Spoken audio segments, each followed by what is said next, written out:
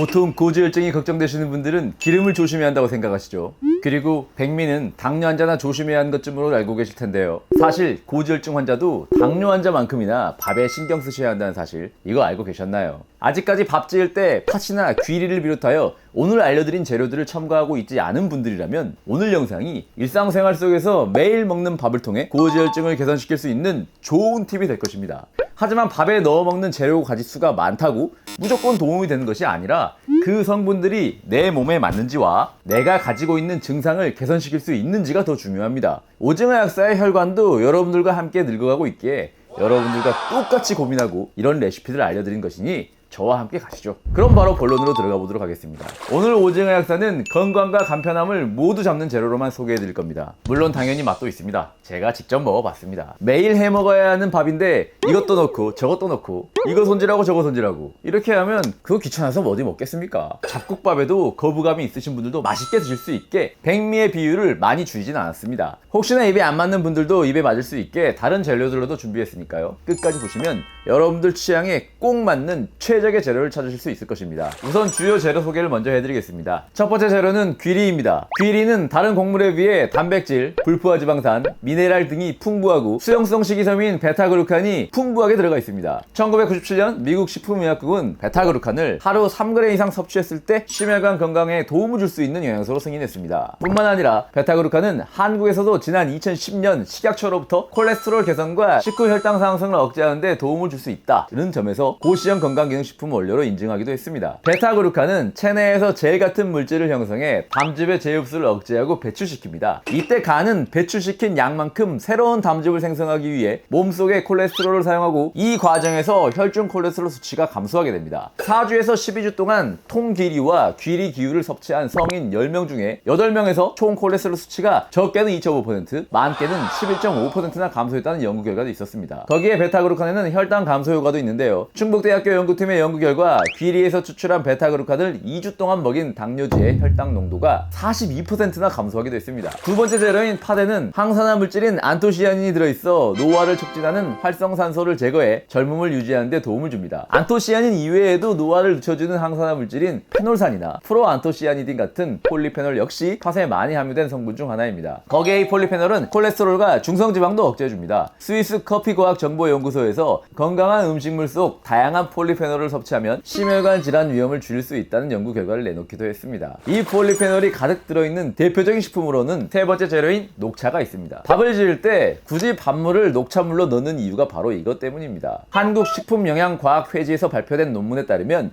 밥을 지을 때 녹차물을 넣었더니 폴리페놀과 플라보노이드의 항산화 성분이 크게 증가한 것을 확인했습니다. 일반 물로 밥을 했을 때보다 녹차 분말 3g을 넣은 물로 밥을 지었을 때 폴리페놀 함량이 40배나 차이가 났기 때문입니다. 녹차물로 지었다고 해서 식감 차이도 크게 없습니다. 제가 먹어서 다 확인해봤습니다. 그리고 이 폴리페놀의 일종인 카테킨은 혈전 예방, 항비만, 항당뇨, 소염작용을 하기도 하는데요. 카테킨을 섭취하면 우리 몸은 신진대사가 활발해져 저장된 지방을 더 빨리 에너지로 전환하도록 만듭니다. 지방을 더 빨리 태우는 몸이 되는 것이죠. 그 결과 체지방이 감소하는 효과가 나타나는 것인데요. 2018년 경미한 고콜레스테롤 혈중 환자를 대상으로 진행한 카테킨의 인체 적용 시험 결과 12주 동안 카테킨 함유 녹차와 우롱차를 마신 그룹에서 체중, 체지방, 총 콜레스테롤, LDL 콜레스테롤, 중성지방이 유의미하게 감소했습니다. 심지어 가벼운 지방간 상태가 정상간으로 회복되기도 했습니다. 시중 다이어트 영양제 중 대부분이 이 카테킨 성분을 포함하고 있을 정도이니 다이어트에도 검증된 성분입니다. 하지만 카테킨을 300mg 이상 드시면 간에 무리가 갈 수 있습니다. 녹차로 드실 때는 수십 잔을 드시지 않는 이상 300mg을 넘을 일이 없긴 합니다만 만약 카테킨을 영양제로 따로 섭취하실 분들은 반드시 함량에 유의해주세요. 여기에 대해서 자세히 알고 싶으신 분들은 제가 지난번에 올려드렸던 간을 망치는 영양제 영상 참고해주세요. 너무 재료 소개만 이어지면 재미없으니 이제 슬슬 오늘의 핵심인 레시피를 알려드리겠습니다. 우선 1인분 기준으로 백미 7, 귀리 1, 현미 1, 팥 1의 비율로 담은 곡물 1컵 분량을 준비한 후 깨끗이 씻어서 부드러운 식감을 위해 물에 불려줍니다. 오늘 오징어 약사가 준비한 것은 거칠지 않은 잡곡밥 레시피지만 그래도 유난히 잡곡에 거친 느낌이 싫으신 분들은 백미의 비중을 8까지 늘리셔도 괜찮습니다. 거기에 녹차물도 1컵 준비해 주시고요. 1인분씩 추가할 때마다 잡곡 1컵과 녹차물을 1컵씩 더 추가시킵니다.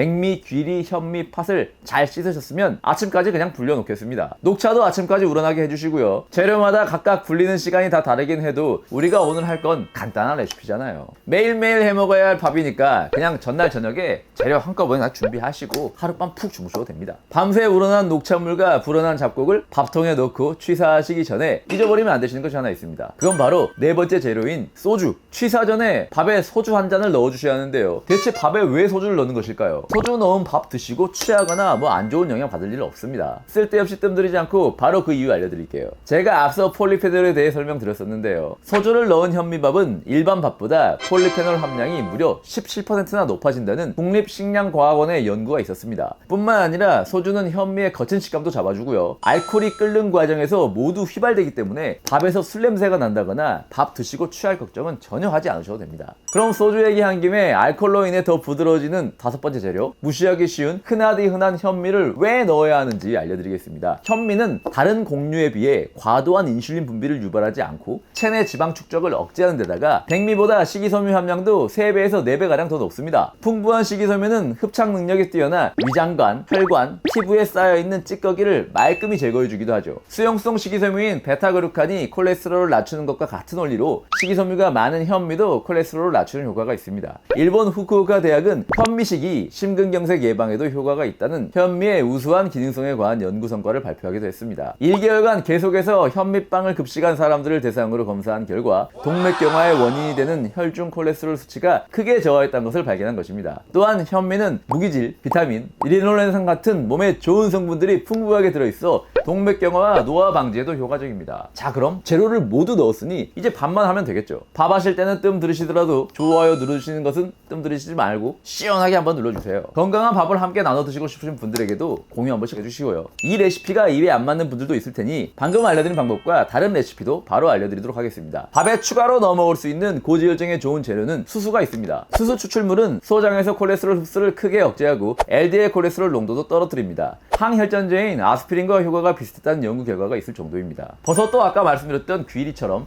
베타그루칸이 풍부한 재료 중 하나이니 버섯 좋아하시는 분들은 밥에 버섯 넣어 드셔도 좋고요. 우엉 역시 담즙을 체외로 배출하는 이눌린이 들어있어 콜레스테롤을 낮춰줄 수 있습니다. 우엉에 들어있는 사포닌 역시 공복혈당과 콜레스테롤 수치를 낮춰주는 효과가 있는데요. 이 우엉은 말려서 섭취하시면 그 속에 유용한 성분들이 증대되니 녹찬물이 맞지 않으시는 분들은 녹찬물 대신 이 말린 우엉을 우려낸 물을 사용하시는 것도 좋은 대안이 될 수 있습니다. 단, 우엉은 국화과 식물이기 때문에 국화 알러지가 있으신 분들은 좀 피해주세요. 만약 제가 오늘 알려드린 레시피의 재료 중에 드시지 못하는 재료가 있으시다면 일부 재료를 빼시거나 방금 알려드린 수수, 우엉, 버섯 같은 다른 재료들로 바꿔 드셔도 됩니다. 지난 영상에 설명드렸던 저항성 전분을 만들기 위해 밥에 기름을 타거나 밥을 냉장시켜서 먹는 방법도 적용해 보시면 좋습니다.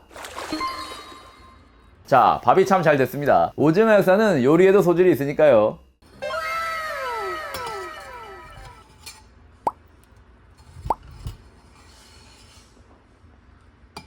그럼 어디 한번